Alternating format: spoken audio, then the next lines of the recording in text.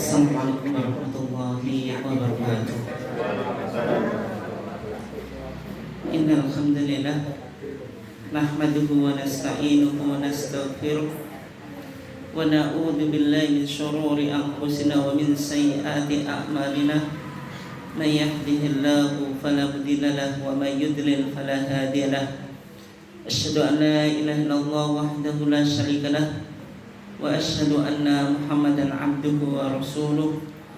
Allahumma sholli ala nabiyyina Muhammad wa ala alihi wa sahbihi ajmain, amma ba'd. Yang saya hormati pimpinan cabang Muhammadiyah Banen, bapak-bapak, ibu-ibu sekalian, dan juga adik-adik yang dimuliakan Allah. Alhamdulillah, pada pagi yang cerah ini kita masih diizinkan oleh Allah Subhanahu wa taala untuk tetap istiqomah dalam upaya kita mentradisikan kajian-kajian di lingkungan warga Muhammadiyah. Salawat dan salam semoga senantiasa terlimpahkan kepada uswah kita, kedua kita, Nabi Muhammad sallallahu alaihi wasallam, keluarganya, sahabatnya, dan seluruh orang yang mengikuti sunnahnya sampai hari kiamat. Bapak dan ibu sekalian yang dimuliakan Allah, insyaallah topik kajian kita masih ada hubungannya dengan topik yang kita bahas di minggu yang lalu. Kalau di minggu yang lalu kita bicara tentang pengantar fikih batin. Ada fikih zahir, ada fikih apa? Batin. Dan nanti kita insyaallah lanjutkan pada pemikiran fikih batin dalam kitab Ihya Ulumuddin. Tapi supaya kita paham juga kalau di Muhammadiyah sebenarnya ada fikih batin juga, sebagaimana dalam pendekatan irfani. Oleh sebab itu pada kali ini kita akan bahas 3 pendekatan di dalam bertarjih. Ada bayani, burhani, irfani. Dan nanti minggu depan insya Allah kita coba lihat bagaimana gagasan fikih batin dalam kitab Ihya Ulumuddin.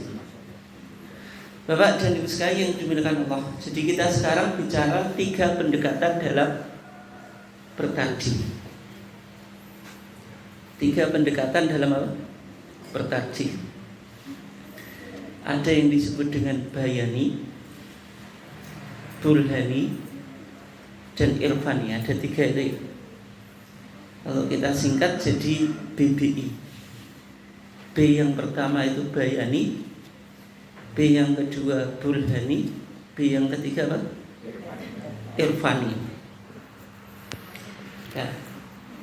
Bayani, burhani, dan irfani itu yang disebut dengan 3 pendekatan di dalam apa? Bertarjih. Yang mana 3 pendekatan ini muncul di Munas itu Musyawarah Nasional Tarjih di Jakarta tahun 2000. Itu di era Profesor Amin Abdullah. Ketika itu Majelis Tarjih, nama lengkapnya itu Majelis Tarjih dan Pengembangan Pemikiran Islam. Kalau sekarang kan MDT, Majelis Tarjih dan Tajdid.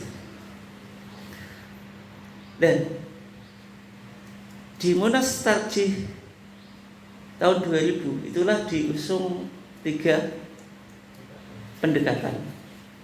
Ada bayani, burhani, dan irfan. Tapi sebenarnya 3 istilah ini itu bukan pertama kalinya Muhammadiyah yang memakai. Jadi kalau secara istilah sudah ada yang mendahuluinya. Maksudnya istilah bayani, burhani, dan irfan itu sudah ada yang memakai sebelumnya. Ya, di antara tokoh yang memperkenalkan 3 istilah ini itu seorang mufakir, pemikir yaitu namanya Dr. Muhammad Abid Al-Jabiri, pemikir Islam dari Maroko. Itu meninggalnya nggak salah tahun 2010-an. Nah, beliau itu menulis beberapa kitab dalam proyek pemikiran namanya Naqdu Al-Aqli Al-Arabi.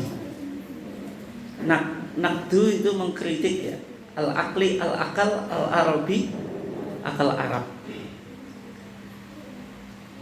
Karena melihat ada kejumutan di dalam berpikir di kalangan orang-orang Arab atau secara umum umat Islam.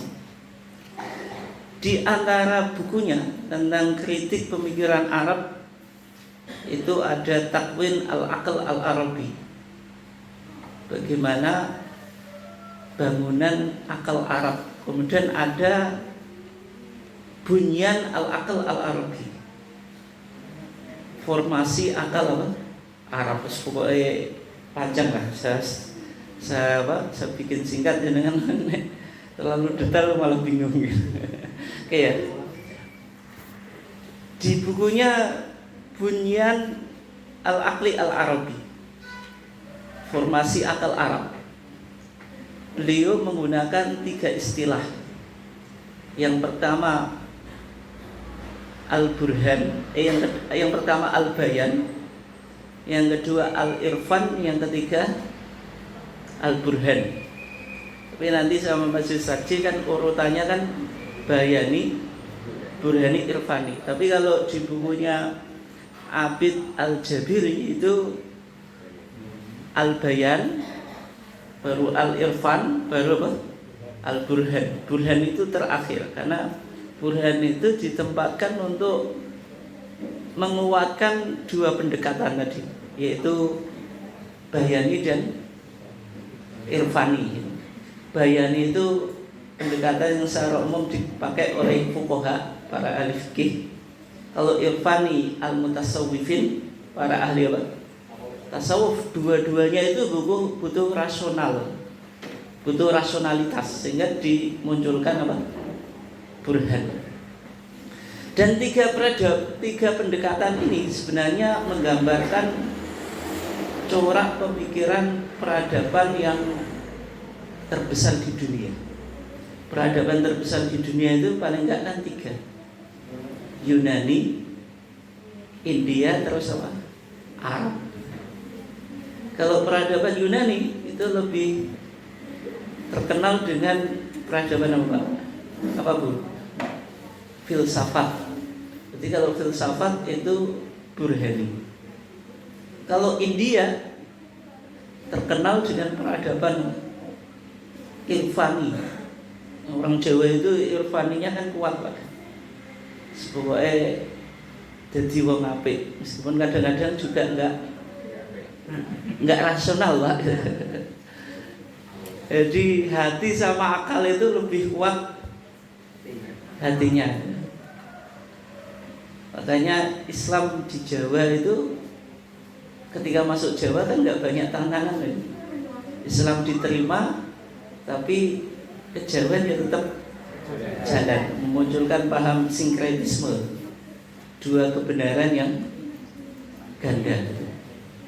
Ada 2 kebenaran semuanya diakui benar. Islam yang benar, Jawa ya benar, sehingga melahirkan Islam kejawen. Ya karena peradaban Jawa itu nggak lepas dari pengaruh India, India kan ada 2 agama besar kan, yaitu Hinduisme, kemudian apa? Buddha, Hindu sama apa? Budaya. Keduanya masuk ke Jawa. Tambah nanti di Jawa sudah ada kepercayaan namanya animisme dan dinamisme. Oke. Jadi kalau India itu lebih pada spiritualisme. Dia nggak begitu memperhatikan yang paling benar apa.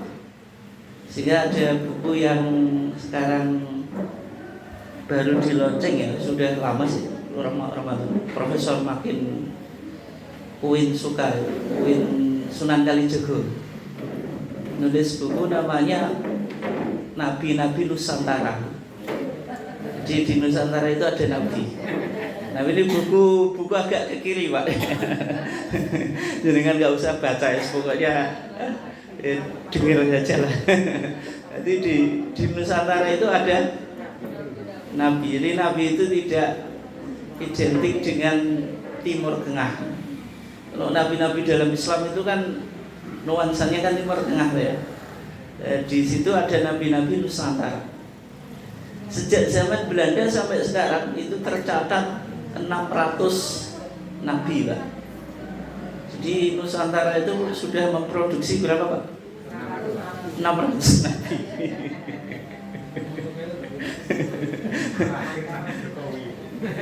Terakhir ya Pak, nabi dari Solo gitu Pak. Tapi buku itu bagi orang India ketika diseminarkan di India itu nggak begitu menarik gitu. Kalau Nusantara Indonesia itu hanya punya 600 apa?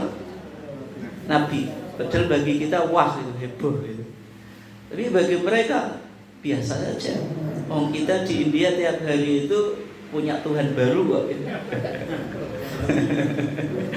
Jangankan nabi, Tuhan saja tiap hari muncul gitu.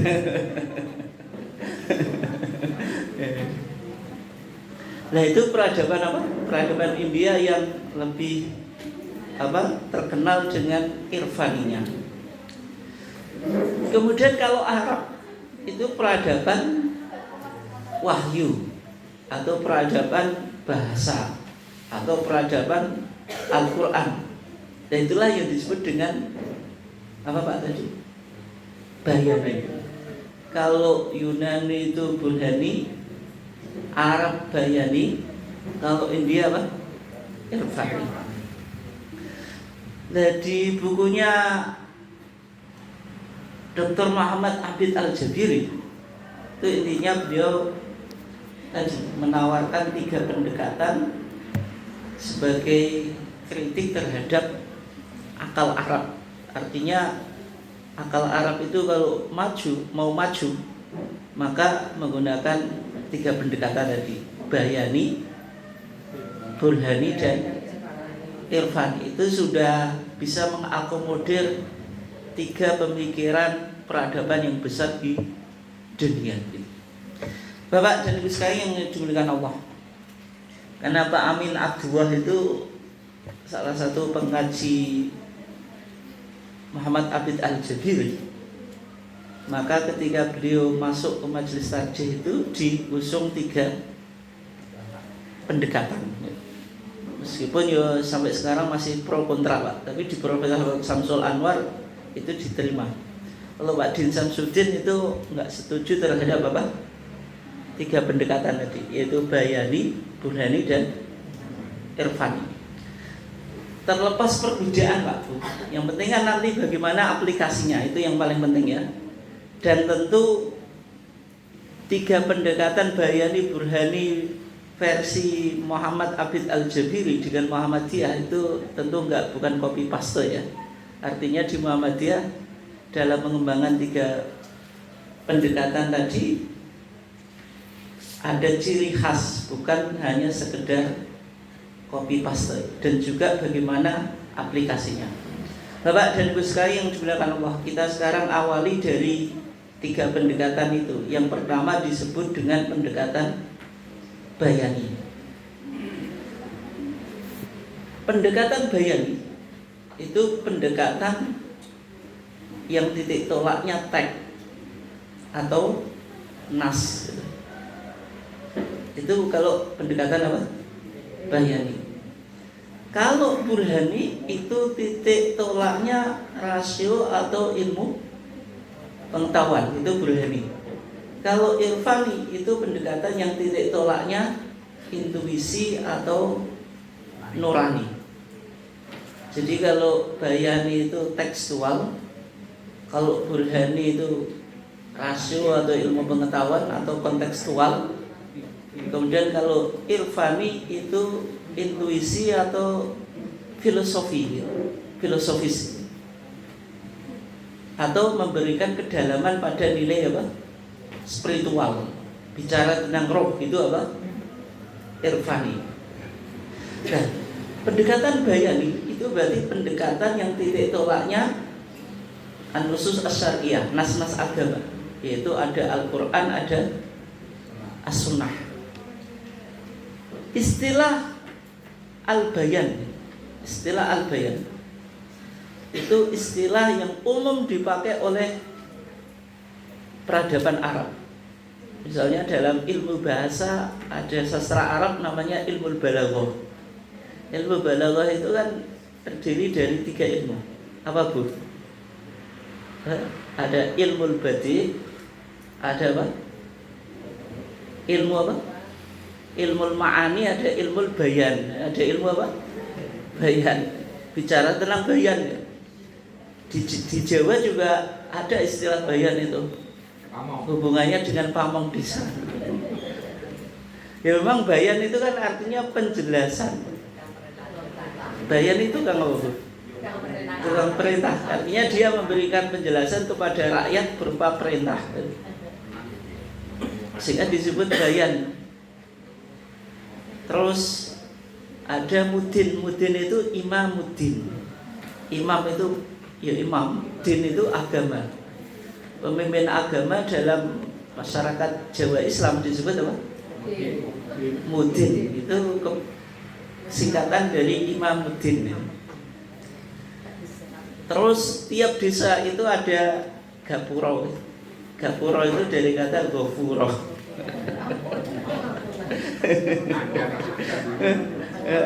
Ghafura itu pengampunan. Maksudnya apa?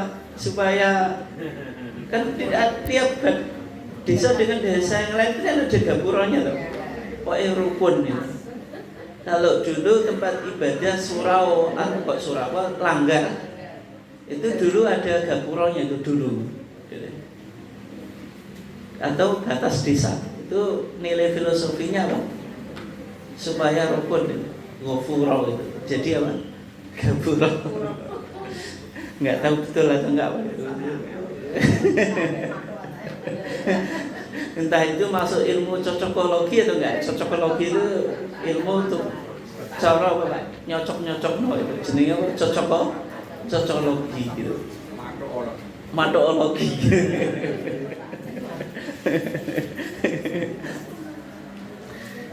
Jadi kembali ke tadi ya. Dalam ilmu bahasa Arab pun ada ilmu bayan. Kemudian dalam usul fikih juga ada pembahasan tentang apa? Bayan. Tentang apa? Bayan. Misalnya ini yang penting karena usul fikih itu kan erat hubungannya dengan fikih. Karena bayan itu lebih sering dipakai oleh para al-fuqaha, yaitu para ahli apa? Fikih. Dalam kitab usul fikih kita lihat muncul istilah bayan. Misalnya dalam kitab Tashilu at-Turuqat fi Nadmil Warqat. Ini nadhomanya kitab Al-Warqat. Al-Warqat itu kitab usul fikih yang ditulis oleh Al-Imam Al-Juwaini. Al-Imam Al-Juwaini itu atau Imam Al-Haramain itu gurunya Imam Syafi'i. Nulis kitab namanya Al-Waraqat. Waraqat itu jamak dari warokoh. Warokoh itu kertas atau lembaran. Karena kitabnya itu hanya beberapa lembar. Meskipun demikian Pak, nggak ada orang alim usul fikih tanpa pernah belajar kitab Waraqat. Ini ilmu ini asli Pak. Nah sekarang kan banyak ulama sing bukunya modern-modern Pak. Maksudnya ya tentu beda ya. Kayak misalnya dengan belajar apa? Nahwu. Nggak ada orang alim nahwu kecuali pernah belajar kitab Ajurumiyah. Dulu Pak, dulu nih, sekarang banyak pondok modern langsung nahwu hadis. Nggak, maksudnya itu ilmu yang asli ya. Nahwu hadis itu kan kitab modern gitu. Kitab modern itu sudah disusun pokoknya sesuai dengan apa Pak? zaman modern. Tapi ilmu yang dalam itu di kitab-kitab apa Pak? Jurumiyah, nanti di atasnya ada Imriti, kemudian juga ada Alfiyah. Itu kitab-kitab induk dalam ilmu apa? Nahwu. Misalnya di Al-Azhar itu textbook itu nggak boleh, kitab-kitab modern, fikih sunnah. Kalau kita belajar fikih sunnah itu bukan jadi ulama fikih, tapi jadi musakof itu ilmunya nggak begitu dalam, tapi dia bisa banyak komentar gitu. Tapi belajar fikih harus melalui kitab mazhab, dan kitab mazhab itu sangat susah untuk dipahami.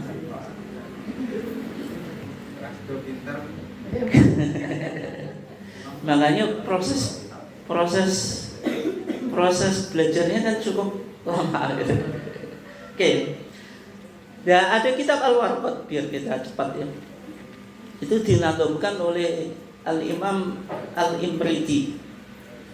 Al-Imriti beliau di samping ahli nahwu karena beliau menazamkan Jurumiyah, tapi beliau juga menazamkan kitab usul fikih, yaitu Al-Warqat. Di pembukaannya, karena kitab usul fikih itu kan yang pertama kali menyusun kitab usul fikih itu kan Al-Imam Asy-Syafi'i. Sehingga penemu kitab usul fikih itu Imam Syafi'i. Kalau ilmu fikih siapa Bu? Al-Imam Abu Hanifah. Itu ulama mazhab yang pertama. Kalau usul fikih Al-Imam Asy-Syafi'i. Al-Imam Asy-Syafi'i itu menulis kitab namanya Ar-Risalah. Ar-Risalah itu artinya surat. Karena ketika itu terjadi korespondensi antara Imam Syafi'i dengan Abdurrahman ibn Mahdi. Abdurrahman ibn Mahdi itu meminta Imam Syafi'i penjelasan tentang bagaimana memahami Al-Quran dan As-Sunnah. Kemudian sama Imam Syafi'i direspon, ditulislah kitab namanya Ar-Risalah. Ar-Risalah itu artinya surat. Maksudnya kitab ini yang dikirim ke Abdurrahman ibn Mahdi. Nah, kitab Ar-Risalah itu kitab yang pertama kali bicara tentang usul fikih. Nah, di dalam kitab Al-Imriti ini ya, dijelaskan bagaimana kedudukan Imam Syafi'i. Alhamdulillahilladzi qad adhara ilmal usul lil wara wa ashhar. Alhamdulillahilladzi qad adhara. Segala puji bagi Allah yang telah memunculkan ilmal usuli, ilmu usul lil wara bagi manusia, wa ashhar, dan memperkenalkan atau mempopulerkan ala lisani Syafi'i wa hawana wa huwa alladzi lahu ibtida'an dawana, dan mempopulerkan atas lisannya Imam Syafi'i. Maksudnya kitab ilmu usul fikih itu populer di tangan siapa? Imam Syafi'i. Wahawana, beliau yang memudahkan ilmu usul fikih. Bukan berarti ilmu usul fikih itu belum ada sebelum Imam Syafi'i gitu. Berarti Imam Abu Hanifah nggak pakai usul fikih, Pak, karena Imam Abu Hanifah lebih dulu daripada Imam Syafi'i. Bukan semacam itu. Imam Malik tidak pakai usul fikih karena Imam Malik itu gurunya Imam Syafi'i. Imam Syafi'i yang pertama kali menemukan ilmu usul fikih, tapi bukan berarti Imam Abu Hanifah dan Imam Malik nggak mengenal ilmu usul fikih. Maksudnya itu Imam Syafi'i yang pertama kali menulis usul fikih secara sistematis, tapi bukan berarti ilmu usul fikih itu belum dikenal sebelum Imam Syafi'i. Wa huwa alladzi lahu ibtida'an dawana. Imam Syafi'i itu ulama yang pertama kali menulis usul fikih secara sistematis. Di kitab Ar-Risalah, Imam Syafi'i itu bicara tentang al-bayan. Yang pertama, kaifal bayan. Bagaimana bayan itu? Imam Syafi'i menelusuri bayan itu ada yang mujmal, ada yang mufassal. Mujmal itu global, mufassal itu sudah dijelaskan. Bayan itu kadang minal Qur'an lil Qur'an, dari Qur'an menjelaskan Quran. Berarti satu ayat menafsirkan ayat yang lain. Ayat Al-Quran itu kan saling menafsirkan, ya atau enggak Pak? Misalnya wa aqimus shalah wa atuz zakah. Perintah apa? Salat. Perintah salat itu mujmal. Mujmal itu apa? Global. Oleh Al-Quran dijelaskan di ayat yang lain. Ya ayyuhalladzina amanu ruk'u wasjudu. Wahai orang yang beriman, rukuklah kamu, sujudlah kamu. Dari sholat yang kita nggak tahu sholat itu rukunya apa, bentuknya bagaimana, dijelaskan ada rukuk, ada sujud. Tapi itu pun masih mujmal itu. Sehingga Nabi menjelaskan ini pakai, berarti Al-Quran dijelaskan sunnah. Maka kata Imam Syafi'i, wa minas sunnati lil Quran. Bayan itu kadang dari sunnah menafsirkan apa? Quran. Nabi bilang shollu kama ra'aitumuni usolli. Nabi tidak hanya menjelaskan sholat melalui sunnah qauliyah ucapannya, tapi juga sunnah apa? Fi'liyah, dengan mempraktikkan sholat di hadapan sahabat. Oleh sebab itu, intinya ya dari Imam Syafi'i itu, nanti kesimpulan Imam Syafi'i, sumber ajaran agama itu ada 4 itu. Al-Quran, as-sunnah, terus ijma', qiyas. Makanya kalau mazhab Syafi'i itu kan dalam konon NU ya, itu NU itu kan Al-Quran dan apa, mengikuti salah satu mazhab, kemudian menjaga ini Pak, Al-Quran, sunnah, ijma', qiyas. Dulu bahkan menjadi seolah-olah menjadi politik identitas Pak. Al-Quran, ijma', qiyas itu milik tetangga sebelah. Kalau Muhammadiyah itu hanya Quran dan sunnah. Tapi saya nggak tahu di waktu-waktu itu kita diposisikan kayak gitu juga nggak masalah gitu. Seolah-olah Muhammadiyah nggak pakai qiyas, nggak pakai ijma'. Sebagaimana politik identitas, bacaan iftitah itu Pak. Kalau Muhammadiyah Allahumma ba'id, kalau tetangga sebelah Allahu akbar kabira atau inni wajjahtu. Ternyata ini wajah itu juga ada di HBT. Tapi waktu itu kenapa kok jadi politik identitas ya? Saya nggak tahu juga. Kenapa ini wajah terlalu panjang? Nggak, maksudnya menjadi politik identitas kalau Muhammadiyah itu seolah-olah anti Allahu Akbar apa? Kabiro atau wajah tuh.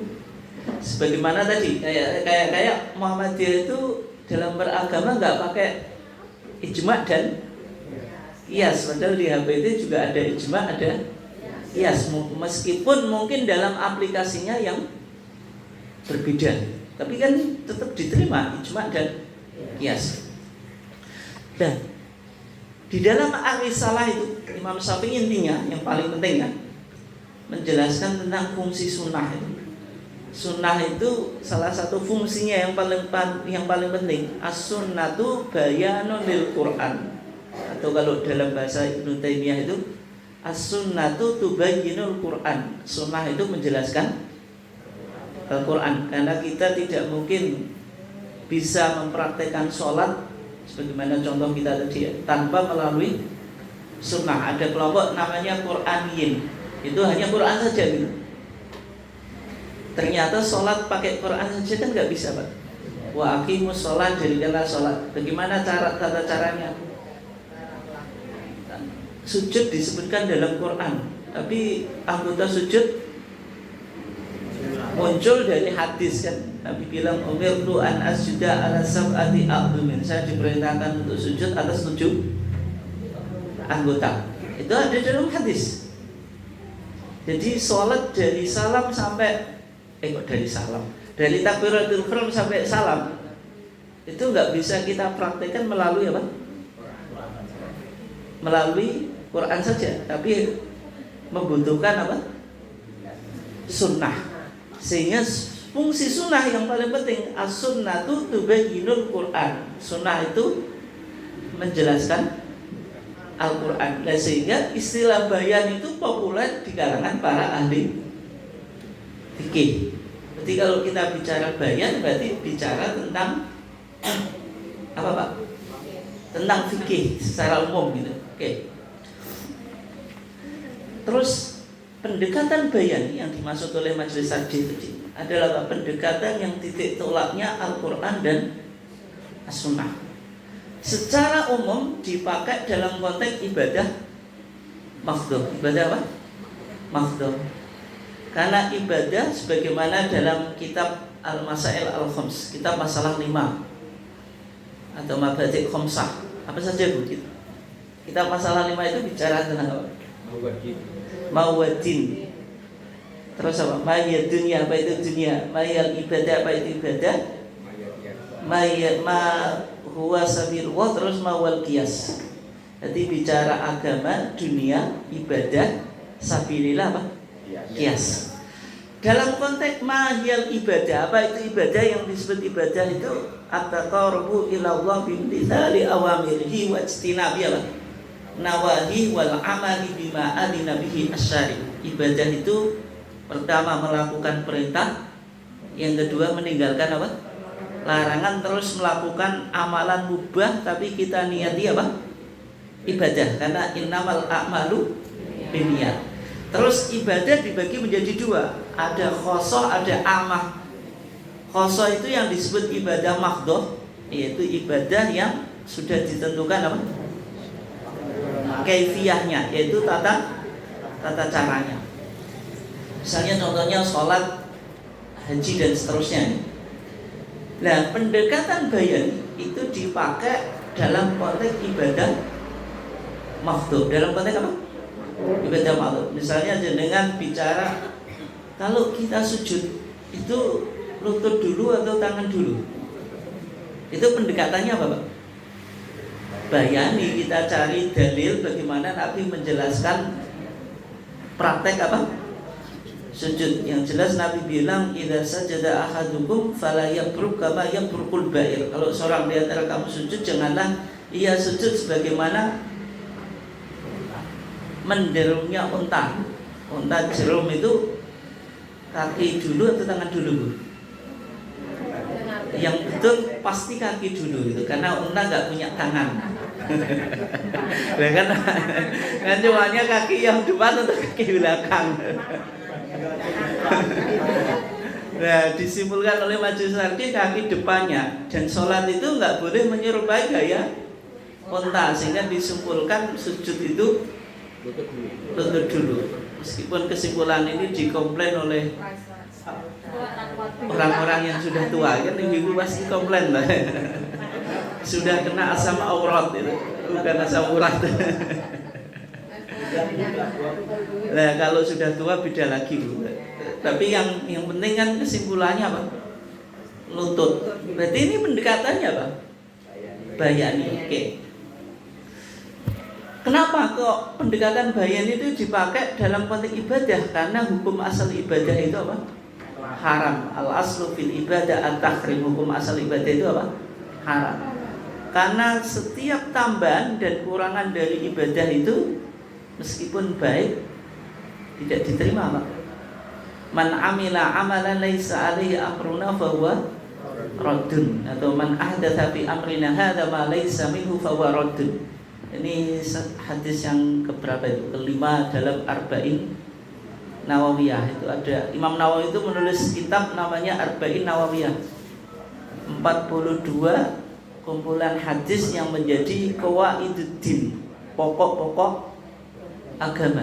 Di antaranya hadis tentang bahayanya bid'ah. Bid'ah itu menambahi atau mengurangi apa?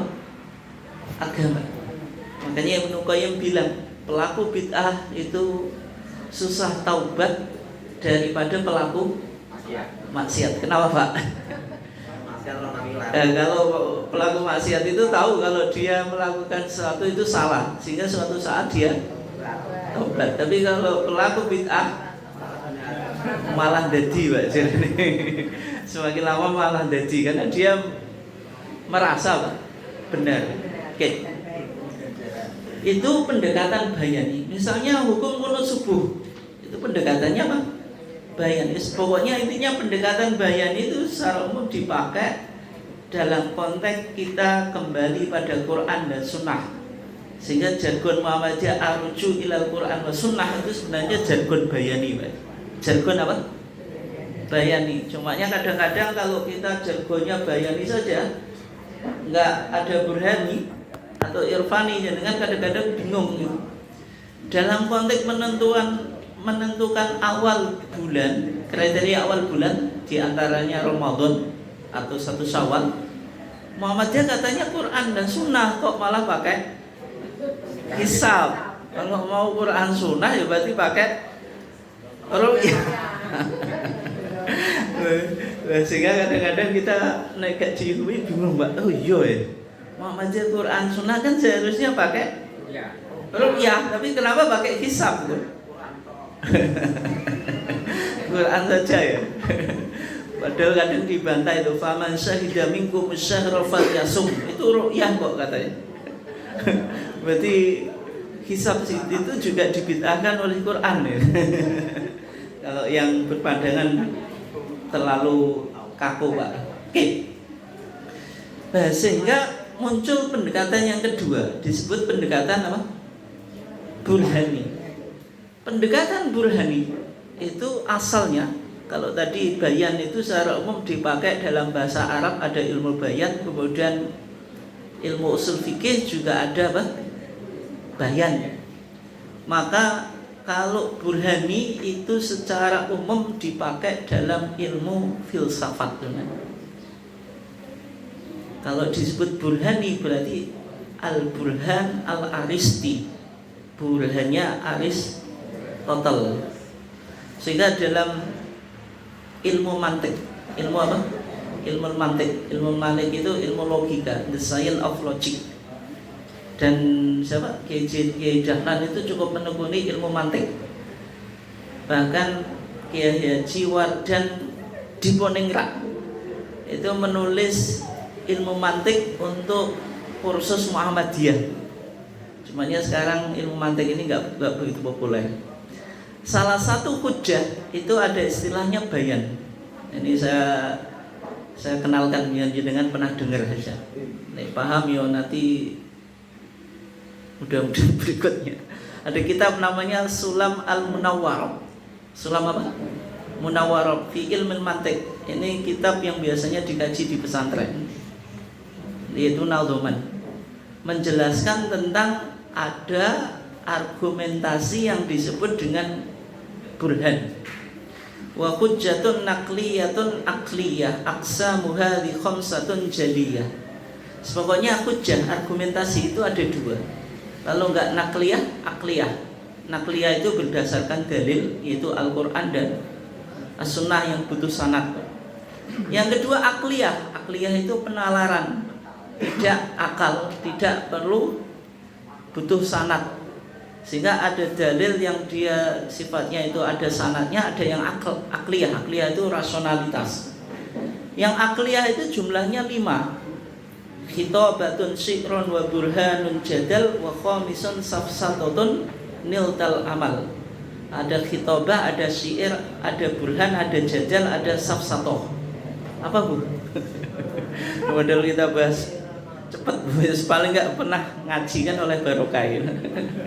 Yaitu khitabah, syair, burhan, jadal, terus safsatoh.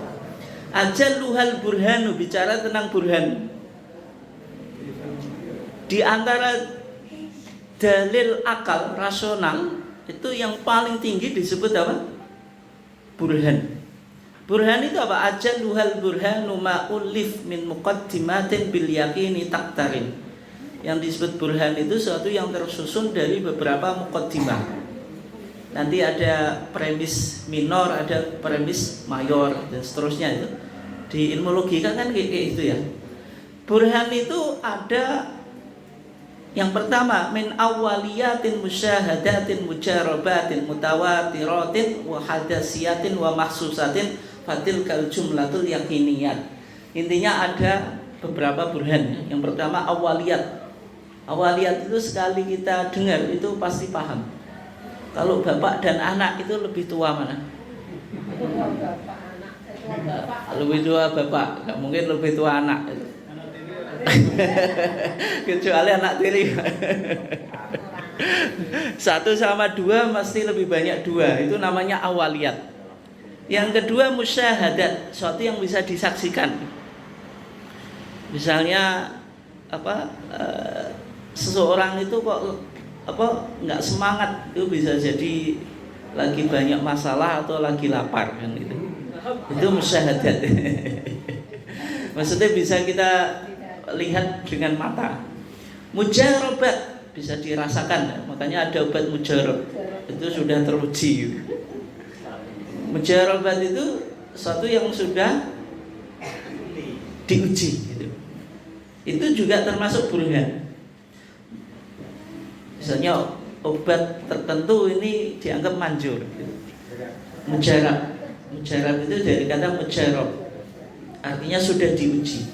Mutawatirah diinformasikan dari banyak orang. Hadasiyat itu disimpulkan dari penelitian. Misalnya cahaya bulan itu berasal dari sinar matahari itu.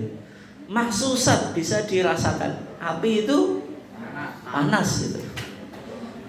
Fatilkal jumlatul yakiniyat, itu yang disebut burhan. Burhan ya. Jadi hujjah burhaniyah itu lebih berdasarkan pada akal, sehingga kesimpulan kita kalau disebut burhan itu berarti pendekatan apa? Akal atau rasio. Tapi dalam konteks manhaj tarjih itu lebih pada ilmu pengetahuan. Lebih pada apa? Ilmu pengetahuan. Sehingga pendekatan burhani itu pendekatan yang didasarkan pada ilmu pengetahuan yang berkembang, yang melibatkan semua disiplin ilmu yang berkembang, Pak. Misalnya kalau fikih ada hubungannya dengan kedokteran, berarti ada ilmu medis. Kalau berkaitan dengan kemasyarakatan ada ilmu sosiologi dan seterusnya. Kalau dengan lihat di HPT jilid 3 itu sebenarnya sudah menggunakan 3 pendekatan. Kalau HPT jilid 1 itu lebih dominan bayaninya, Pak. Karena kan masih berurusan dengan ibadah. Tapi kalau HPT jilid 3 bicara air itu tidak hanya air sebagaimana dalam kitab Thaharah itu. Thahirun mutahhirun, suci dan mensucikan, berarti air mutlak. Thahirun ghairu mutahhirin, suci tapi tidak mensucikan, itu apa? Air mustakmal. Tapi kalau di Muhammadiyah enggak mengenal air mustakmal. Nanti ini sudah sampai 2 kola atau belum?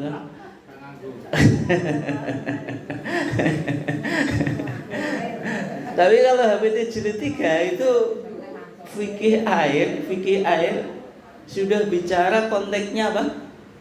Lebih luas. Misalnya ya termasuk apa, Pak? Sumber-sumber air, kemudian yang menyebabkan banjir itu apa gitu. Itu termasuk dibahas. Itu kan sudah pendekatannya burhani. Dan contoh yang jelas, yang maksudnya yang paling jelas dalam konteks pendekatan burhani itu penggunaan hisab.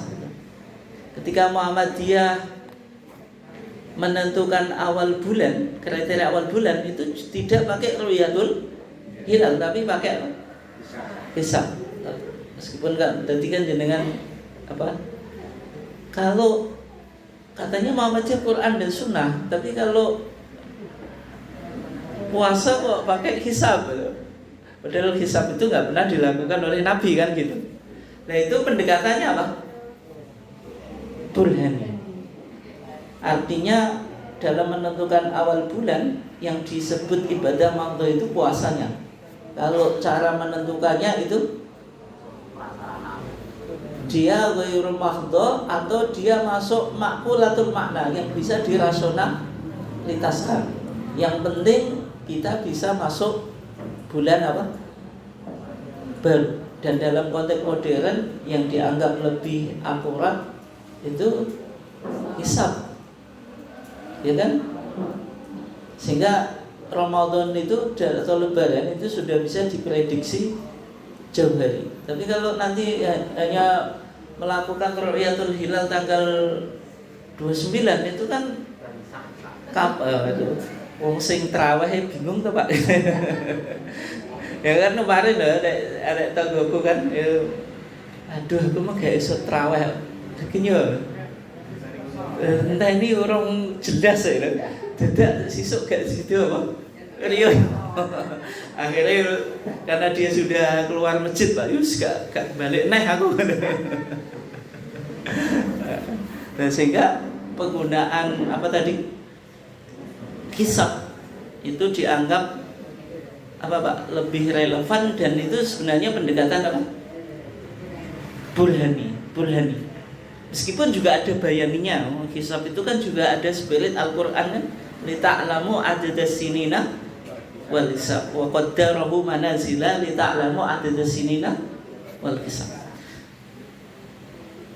Dan pendekatan burhani itu secara umum kita pakai dalam ibadah ghairu mahdhah atau muamalat apa dunyawiyah, yang Nabi bilang antum a'lamu bi umuri dunyakum.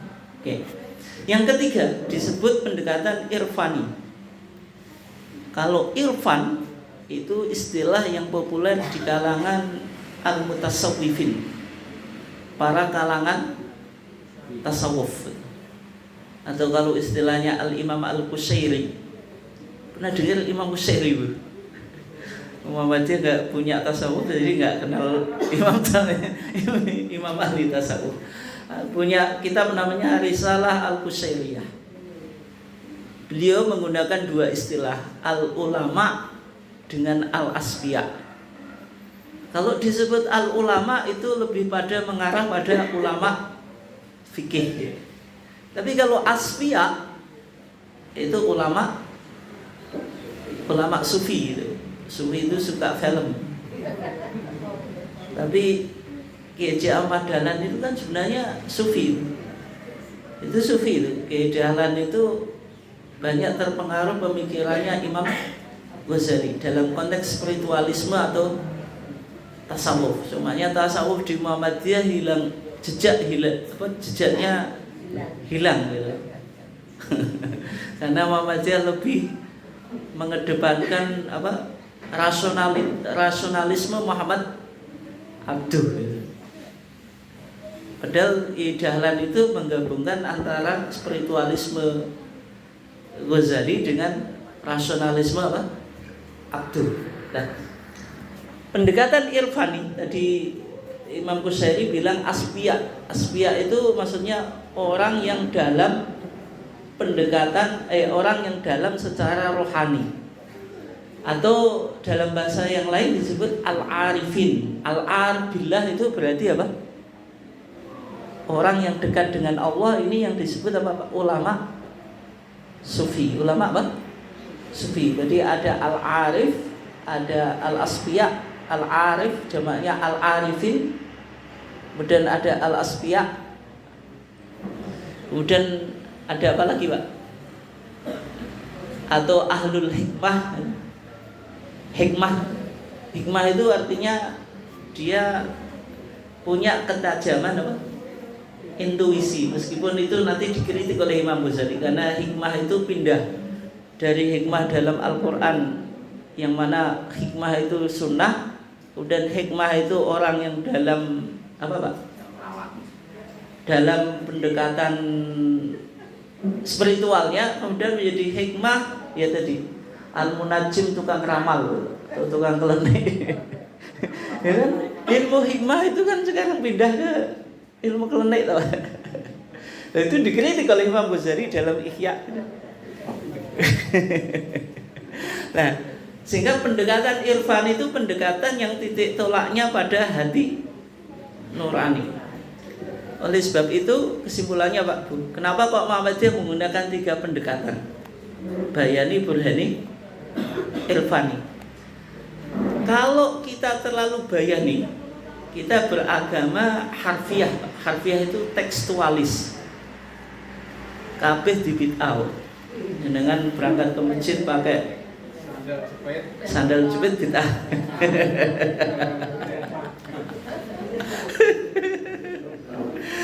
Ngepakai motor ya dibid'ah.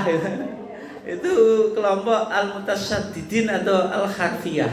Harfiyah itu kelompok tekstual.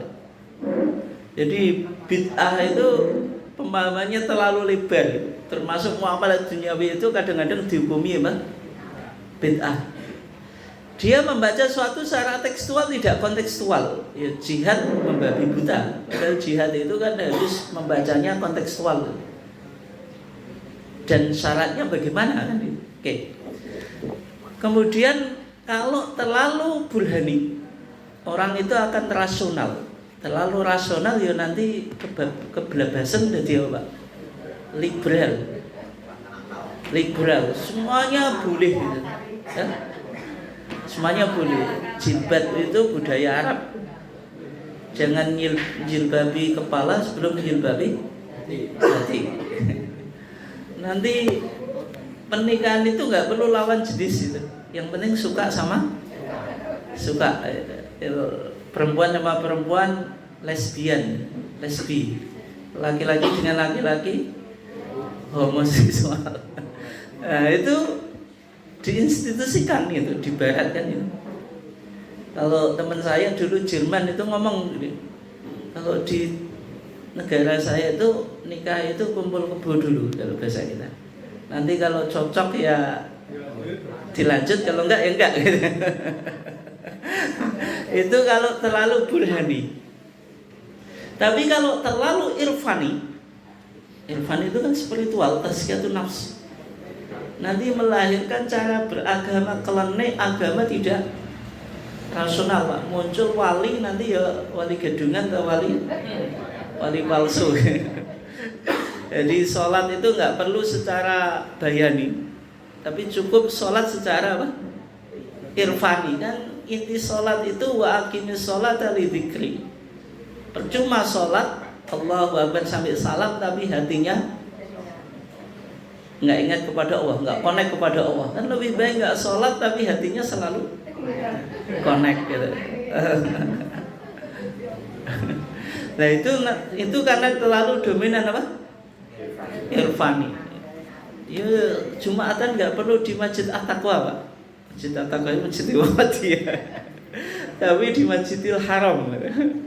Kenapa? Lebih afdol. Sehingga kalau dia Jumatan yang naik sajdah. Naik sajadah, Pak. Enggak naik pohon kelapa atau pohon pisang, Pak? Papa gedang. Nah, itu beragama karena dominan apa? Irfannya, menyimpang. Nah, sehingga Muhammadiyah menggunakan 3 pendekatan ini bukan secara alternatif tapi secara sirkular integral. Artinya apa? Satu dengan yang lainnya itu saling menguatkan. Bukan hanya dalam konteks ini bayani, konteks ini irfani, konteks ini apa? Bayani misalnya. Misalnya KHGT itu tidak semuanya burhani, Pak. Meskipun kalau kita menggunakan ilmu astronominya apa? Burhani, sehingga kriteria KHGT ketinggian hilal 5, titik elongasi berapa? Sudut elongasi berapa? 8. Itu enggak ada dalil Quran dan sunnahnya, itu burhani gitu. Sebagaimana Mabim 3 derajat sudut elongasinya 6,4 itu juga burhani, sebenarnya enggak ketemu itu dalil bayaninya. Itu berdasarkan apa? Ilmu pengetahuan. Tapi bukan berarti hisab enggak ada bayaninya, ada tadi kan. Lita'lamu adada sinina wal hisab. Jadi aplikasinya seperti itu. Ini contohnya waktu kita pendek. Contoh bagaimana terjadi dialektika atau apa? Saling menguatkan dalam menyimpulkan sebuah permasalahan. Misalnya yang sering saya sampaikan, bacaan sholawat di dalam sholat. Kalau di HPT jilid 1 maupun 3, Pak. Kitab Shalah Putusan Solo tahun 1929 sama tuntunan sholat 5 waktu HPT jilid 3 hasil Munas Tarjih ke-29 tahun 2015. Bacaan sholawat kepada Nabi dalam sholat nggak ada Sayyidina, ya Allahumma sholli ala Muhammad.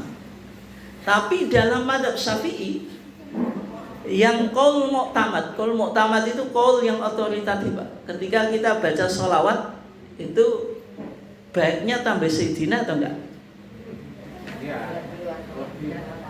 Dalam Hasyiah Al-Bajuri, ini syarahnya Fathul Qorib Mujib itu syarahnya matan takrib. Ini kitab pemula untuk mazhab Syafi'i, Pak. Enggak ada orang alim Syafi'i kecuali pernah belajar kitab ini. Di Hasyiah Bajuri dikatakan pendapat yang muktamad itu ziyadatu as-siyadah, menambahi Sayyidina. Kenapa? Sulukan lil adab, karena menjaga adab. Kalau menjaga adab berarti pendekatannya apa, Pak? Irfani. Dalam mazhab Syafi'i tahu, Pak, ketika ada sahabat riwayat Abdullah bin Mas'ud ya, tanya kepada Rasulullah, ya Rasulullah, kaifa nusolli alaika fi sholatina? Ya Rasulullah, bagaimana kita mengucapkan sholawat dalam sholat kami? Nabi bilang, qulu, ucapkanlah Allahumma sholli ala Muhammad sampai innaka hamidum majid. Ini kan qulu itu kan perintah, ya kan? Qulu Allahumma sholli ala Muhammad, ini berarti bayani, burhani atau irfani, Pak? Bayani, yang kita bicara hadis. Tapi secara irfani, kalau kita menambahkan Sayyidina di depan Nabi Muhammad, itu lebih bagus atau enggak? Bagus. Sehingga muncul kaidah mura'atul adab aula min imtithalil amri. Menjaga adab sopan santun itu lebih baik daripada melakukan apa? Perintah. Maksudnya bagaimana? Perintahnya kan tanpa Sayyidina, tapi secara adab lebih baik gitu. Sehingga disimpulkan habis ya. Sehingga dia apa? Disimpulkan pakai apa? Sayyidina. Itu dalam mazhab apa? Syafi'i. Sehingga kalau orang mazhab Syafi'i sebenarnya lebih dominan irfaninya. Tapi kalau di Muhammadiyah tidak. Dalam konteks Sayyidina itu secara bayani tanpa Sayyidina, secara irfani lebih pakai Sayyidina. Bagaimana cara menyimpulkannya? Kalau bayani menggunakan kaidah al-aslu fil ibadah apa? At-tahrim, hukum asal ibadah itu apa? Haram. Sehingga dalam konteks ibadah mafdhul tanpa Sayyidina. Tapi kalau muamalah duniawiyah al-aslu fil muamalah al-ibahah atau al-aslu fil asya apa?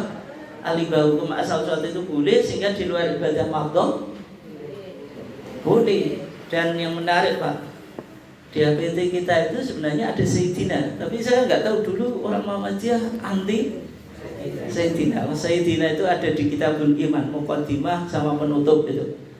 Wassalatu wassalamu ala Sayyidina Muhammadin khatamin nabiyyin. Di muqaddimah Kitabul Iman. Khotimah penutup Kitabul Iman. Muqaddimah Kitabul Hajj juga pakai Sayyidina. Jadi intinya dalam menggunakan tiga pendekatan ini dilakukan secara sirkular. Nggak boleh kita mengedepankan irfani ternyata bertentangan dengan apa? Bayani. Itu contohnya yang terakhir sebelum saya tutup. Karena kita menjelang Idul Adha ya. Saya kasih soal nggak, kita diskusikan bersama.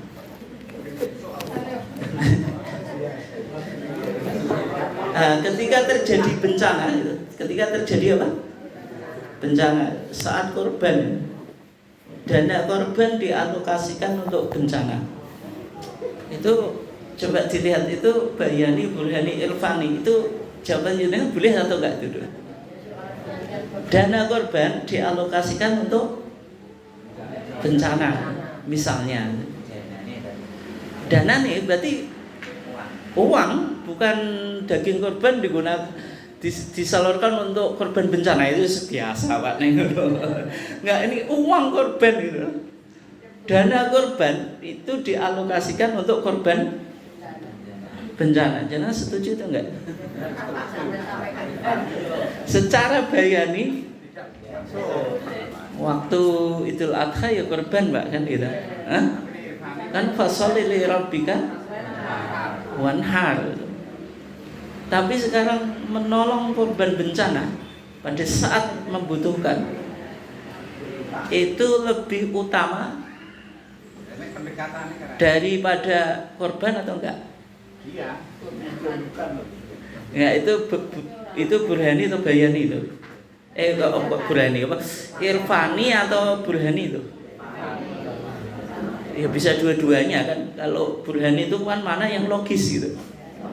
Kalau hanya ibadah tapi tetangganya korban bencana meninggal, kan berarti ibadah yang ibadah yang tidak apa Pak? Korban tapi esensinya hilang. Korban tapi esensinya hilang kan itu. Wong korban itu ibadah sosial, terus menyelamatkan korban bencana. Sehingga kesimpulannya dulu fatwa tarjih kita, dana korban itu boleh dialokasikan untuk korban bencana. Yang kedua, ini mudah. Tadi mungkin agak apa? Yang mudah contoh biasa. Ada orang yang korban satu kambing disembelih di belakang rumah Pak. Habis disembelih di sate-sate sesama apa? Keluarga. Dibagikan 1 kilo saja. Ci untung gitu Pak. Ci untung apa? Dibagi sak kilo. Sah atau enggak korbannya? Sah. Kenapa jenengan sah itu pendekatannya apa itu? Bayan nih kena apa Pak? Tapi nek enggak ada yang dibagikan Pak, dimakan satu keluarga. Enggak, kalau dimakan satu keluarga enggak ada yang dibagikan sah atau enggak?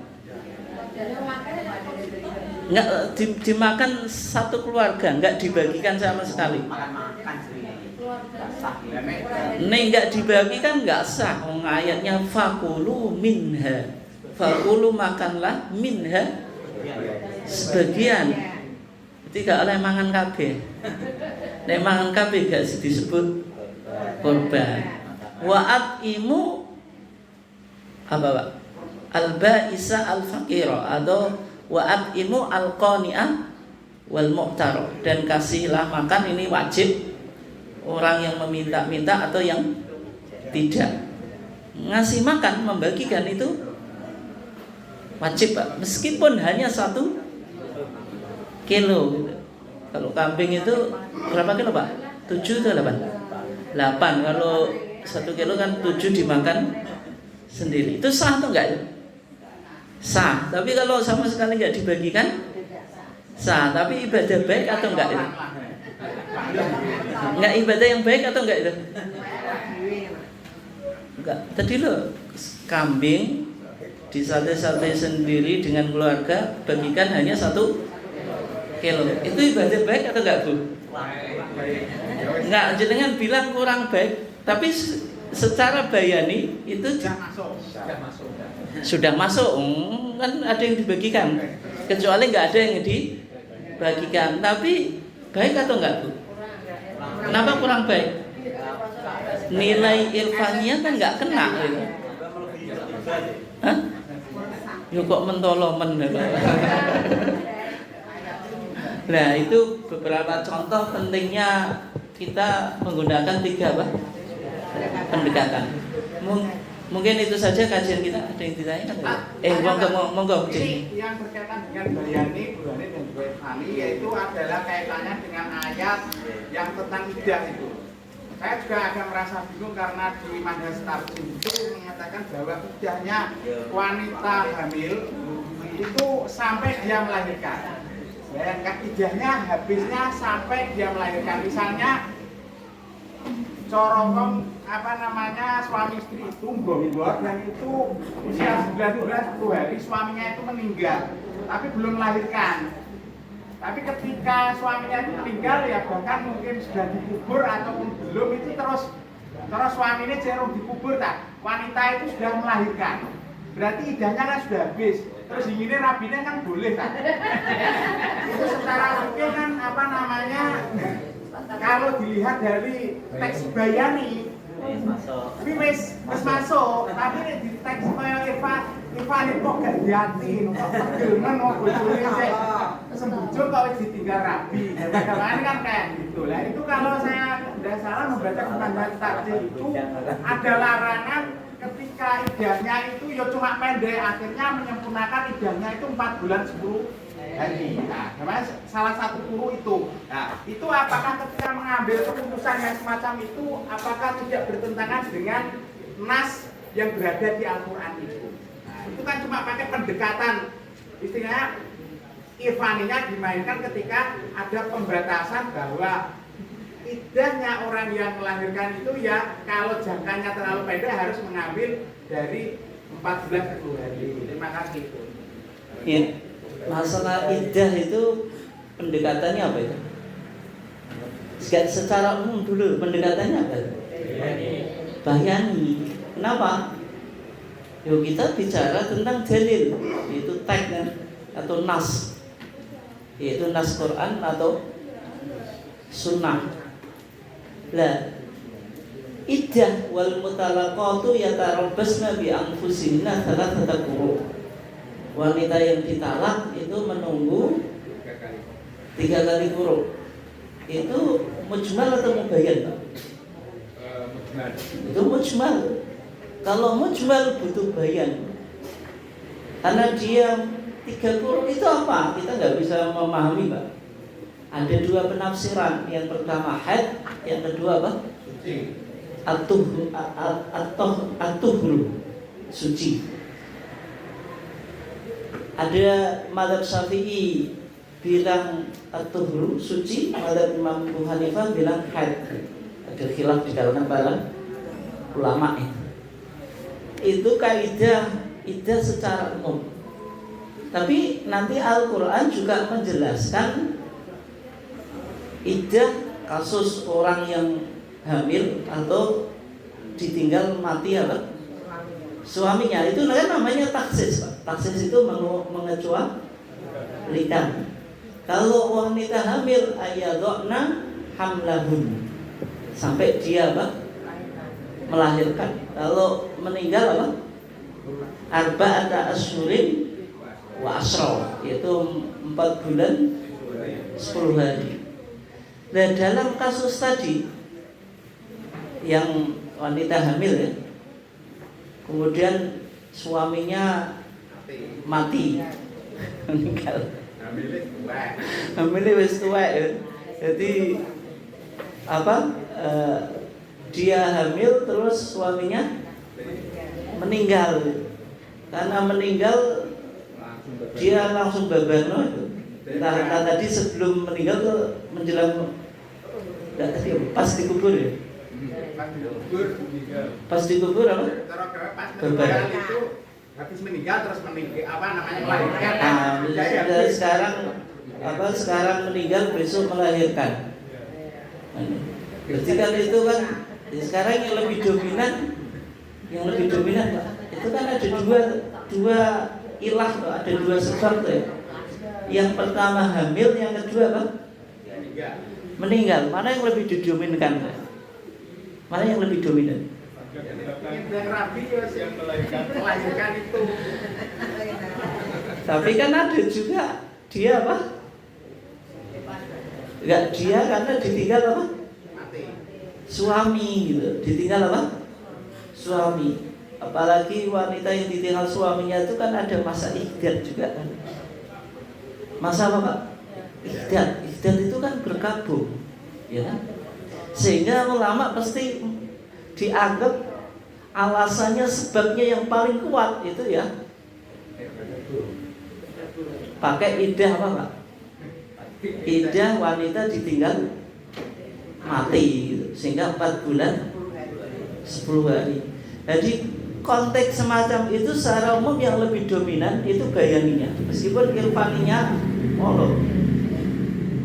lagi ditinggal mati kok wis rabi. Tapi kan secara bayanipun juga dimenangkan apa Pak? Dimenangkan idahnya yang tadi yang ditinggal apa?